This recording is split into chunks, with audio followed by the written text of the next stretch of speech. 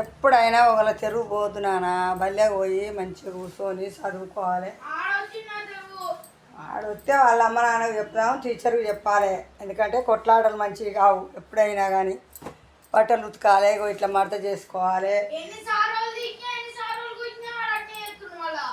ఈ బట్టలన్నీ మడత చేసుకోవాలి, మంచిగా ఇస్త్రీ పూలు చేయాలి, తిరమారు ఉంటే తీయాలి, మంచిగా చేసుకోవాలి. నీట్గా బల్లెకి పోవాలి. ఎప్పుడైనా పిల్లలు మీ పనులు మీరు చేసుకోవాలి. పెద్దోళ్ళు అవుతుంది. ఇంకా మేము చేయాలంటే ఏం చేస్తాం? రాగానే స్నానం చేయాలి, మంచిగా బట్టలు ఉతుక్కోవాలి, పక్కకు వేసుకోవాలి, ఎండంగానే ఇస్త్రీ పూలు చేసినట్టు చేయాలి, మడత పెట్టాలి, ఆడబెట్టుకోవాలి. ఇస్త్రీ పెట్టె లేకుంటే మంచిగా మడత పెట్టి నెత్తి కింద పెట్టుకోవాలి, తొడుక్కోవాలి, స్కూల్కి పోవాలి. అట్లా నీట్గా ఉంటారు పిల్లలు. ఎప్పుడైనా ఆగమాగం పోతారు ఎందుకు బయలకు? టీచర్ ఏమన్నదా? మీ టీచర్ ఏమంటుంది? ఇట్లా వచ్చిరేంది మీ మమ్మీ మీ డాడీ ఎట్లా ఉంటారు, మీరు గిట్లుండరేంది అంటారు. కాబట్టి మీరు మంచిగా ఫోన్ చేసుకొని చేయాలి ఎప్పుడైనా. అమ్మ ఇక ఇవాళ అన్నం వండను, అన్నం వండుకోవాలి. ఇవాళ అన్నం తినాలి. పొద్దుగాడిది పట్టుకుంది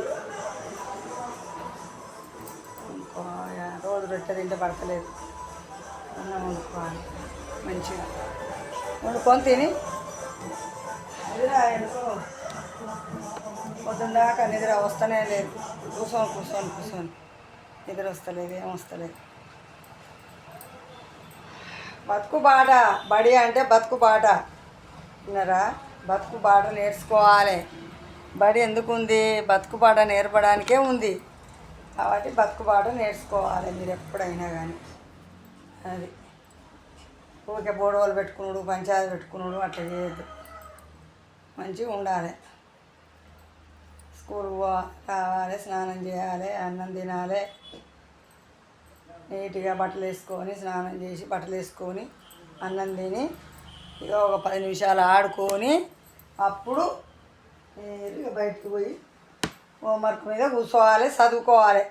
అది పద్ధతి, స్టూడెంట్ పద్ధతి అది. విన్నావా? హోంవర్క్ ఉందా? చదువుడేనా? హోంవర్క్ ఉన్నదా నీకు? చదువుకోవాలా? ఎగ్జామ్ రేపేగా. ఎగ్జామ్ రేపు కదా.